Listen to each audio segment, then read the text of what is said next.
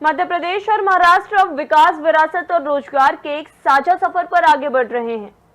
दोनों राज्य सरकारें पर्यटन, उद्योग, सांस्कृतिक और आध्यात्मिक परंपराओं को बढ़ावा देने के लिए मिलकर कार्य कर रही हैं। इससे ऐतिहासिक साझेदारी से न केवल धार्मिक और सांस्कृतिक पर्यटन को नई ऊंचाइयां मिलेंगी, बल्कि लाखों लोगों को रोजगार और विकास के नए अवसर भी प्राप्त होंगे। मध्य प्रदेश और महाराष्ट्र, दो सांस्कृतिक रूप से समृद्ध राज्य, अब एक नई साझेदारी की ओर कदम बढ़ा रहे हैं। पर्यटन, उद्योग, सांस्कृतिक और आध्यात्मिक परंपराओं को बढ़ावा देने के लिए दोनों राज्य सरकारें मिलकर कार्य करेंगी। दोनों राज्यों के बीच पर्यटन, उद्योग, बागवानी और सांस्कृतिक आध्यात्मिक परंपराओं के क्षेत्र में आपसी सहयोग को मजबूती दी जाएगी।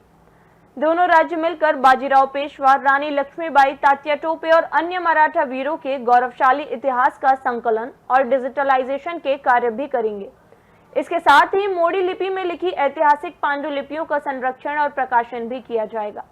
अब तक मध्य प्रदेश में 2.1 मिलियन से अधिक दस्तावेज संरक्षित किए जा चुके हैं। यह कदम न सिर्फ पुरातन धरोहर को जीवित रखेगा, बल्कि पर्यटन और रोजगार को भी नई दिशा देगा।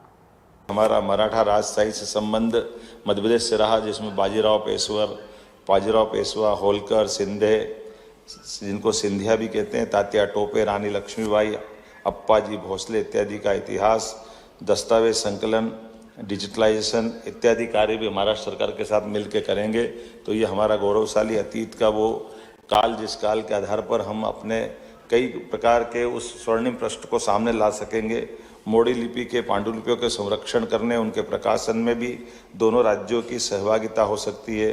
अभी तक मध्य प्रदेश में मोडी लिपि के लगभग 21 लाख दस्तावेजों को हमने संरक्षित किया है।